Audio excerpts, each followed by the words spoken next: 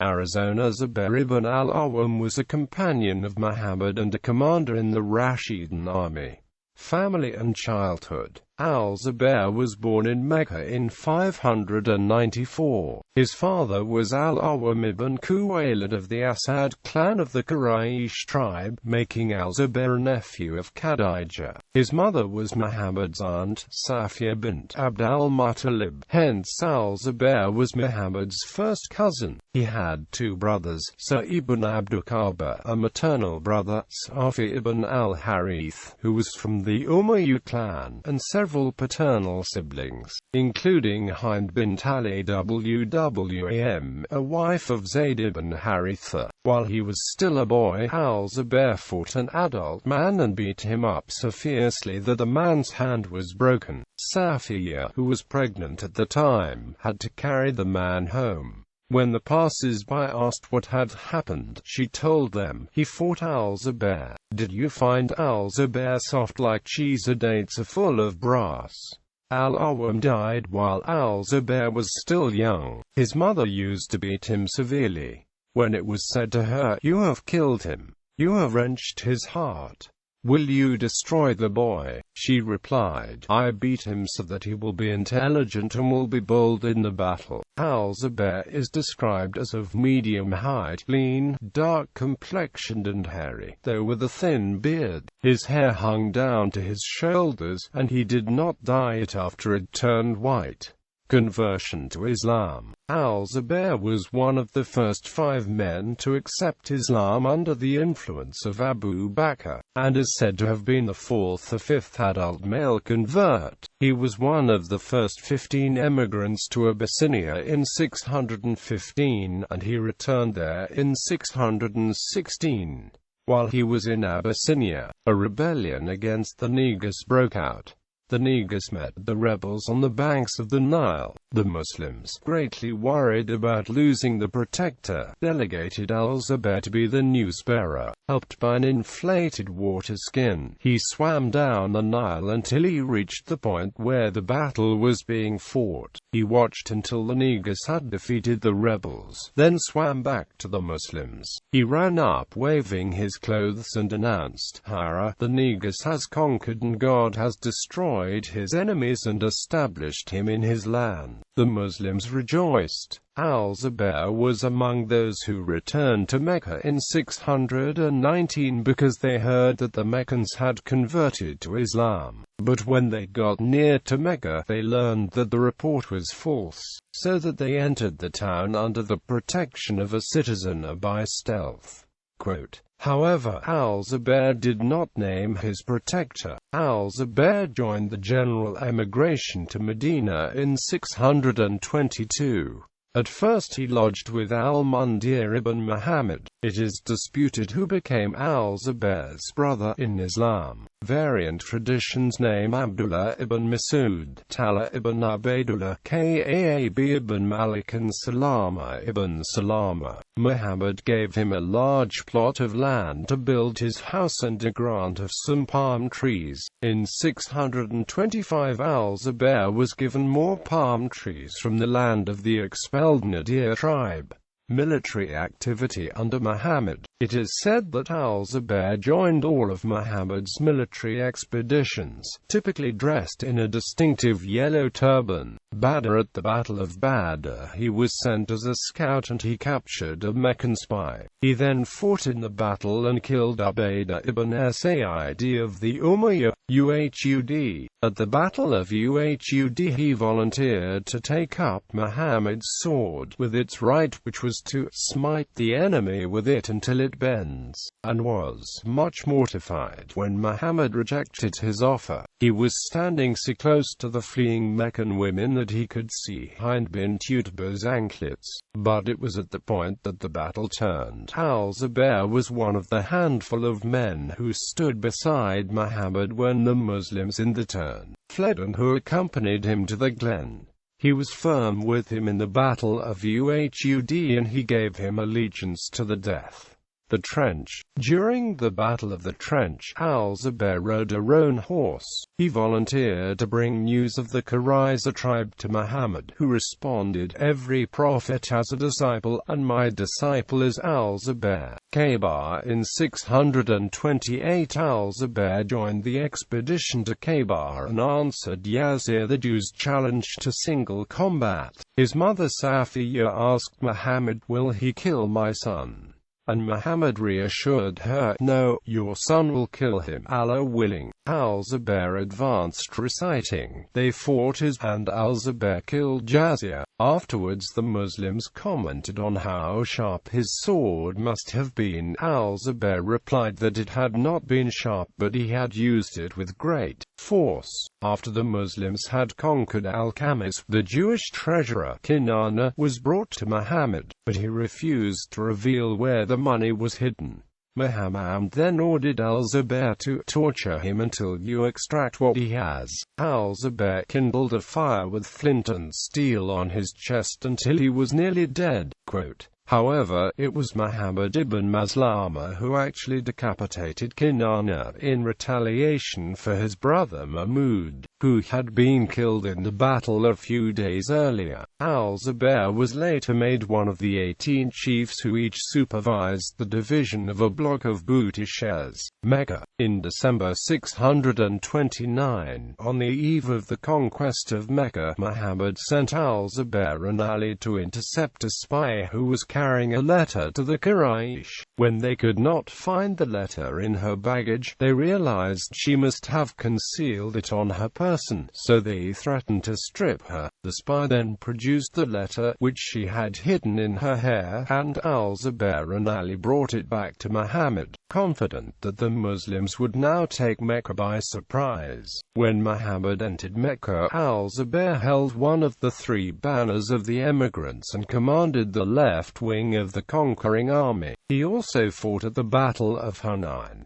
Career after Muhammad. In the 3rd week of July 632, the Caliph Abu Bakr scraped together an army mainly from the Banu Hashim to defend Medina from an imminent invasion by the apostate forces of Tulayha, a self-proclaimed prophet. The army included stalwarts like Zubayr and Talha ibn Ubaydullah. Each of them was appointed as commander of 1/3 of the newly organized force. They had the roles during the Ridda Wars. However, they did not face any combat scenario. Al-Zubayr was the most successful field commander during the Muslim conquest of Egypt under Caliph Umar. He commanded a regiment in the decisive Battle of Yarmouk in 636, and in 640 he commanded the reinforcements sent to Amr ibn al-As in Egypt. When Umar was dying in 644, he selected Al-Zubayr and 5 other men to elect the next caliph. They duly elected Uthman, during whose caliphate Al-Zubayr was not involved in political or military matters. Al-Zubayr was cautious about narrating ahadith about Muhammad even though he had been constantly in his company. He explained to his son Abdullah, "I heard Allah's messenger say, anyone who tells a lie about me should take a seat in the fire." Wives and children. Al-Zubayr married 8 times and had 20 children.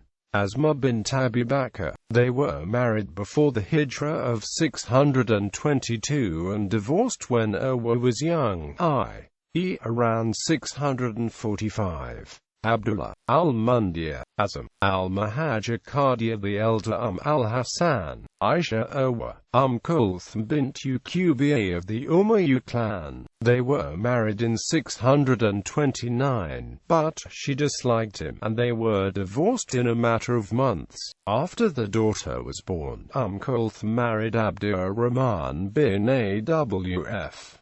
Zainab, al-Hilal bint Qais of the Asad tribe. Qadiyah the younger, Khalida Ma bint Khalid of the Umayyad clan. She was one of the emigrants who returned from Abyssinia in 628. Khalid, Umar, Habiba, Sauda Hind, Rabab bint Unarav of the Kalb tribe, Musab, Hamza Ramla, Attika bint Zayd of the Adi clan, a widow of Umar. Tumadir bint al-Asba of the Kalb tribe, a widow of Abdur Rahman ibn Awf. Al-Zubayr divorced her only 7 days after the wedding. She used to tell other women, when one of you marries, she should not be deceived by 7 days after what Al-Zubayr has done to me. Quote, she did not, however, enlarge on the nature of the deception. Jafar Zainab bint Marthad of the Thalaba tribe, Ubayda Jafar, Al-Zubayr's wives complained that he had some harshness towards women. Asma wanted a divorce after he tied her and her co-wife together by the hair and beat both of them severely. Abu Bakr advised his daughter that Al-Zubayr was a righteous man, and therefore she should not leave him or remarry after his death, because her reward for her patience would be to be reunited with him in paradise. Asma also recalled, whenever he reprimanded one of us, he would break off a branch from the wooden clothes hangers and beat her with it until he broke it over her. Kulthum asked him directly for a divorce, and when he refused, she tricked him into it by pestering him while he was busy with the ritual washing for prayer. Al-Zubayr complained, she tricked me. May Allah trick her. Muhammad advised him to propose to her again, but Al-Zubayr recognized, she will never come back to me. Attika only agreed to marry him on condition that he would never beat her. The Battle of the Camel. Uthman was assassinated in 656. Al-Zubayr had reason to hope that he would be elected as the next caliph, although he knew that his old ally Talha was also a strong contender.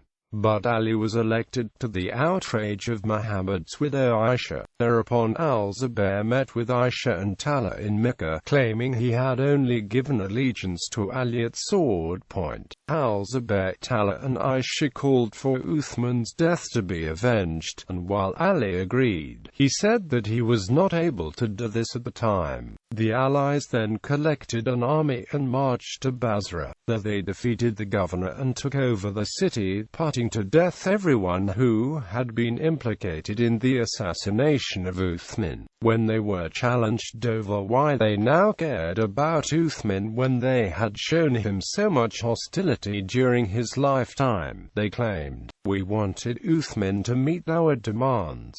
We didn't want him to be killed." Ali certainly behaved like a man who suspected hostility towards himself, for he soon entered Basra with a professional army of 20,000. For several days, there were negotiations, as both sides asserted they wanted only to see justice done.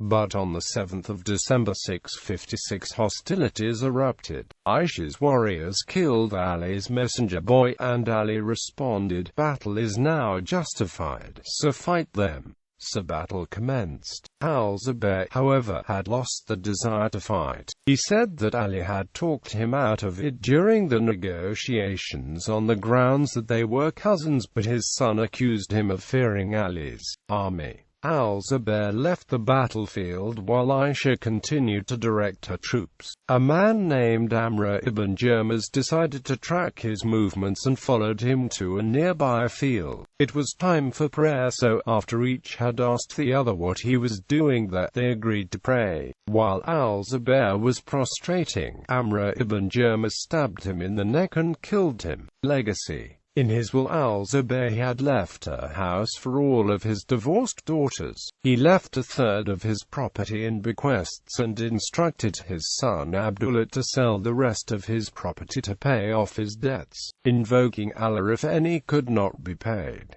Abdullah found that the debts amounted to 1,200,000, presumably in dirhams. Although Abdullah went to some trouble to settle all the debts, Al-Zubayr's 4 widows eventually inherited 1,100,000 each, leaving over 30 million to be divided among his children. Al-Zubayr ibn Al-Awam was one of the 10 Muslims to whom Muhammad guaranteed paradise while they were still alive.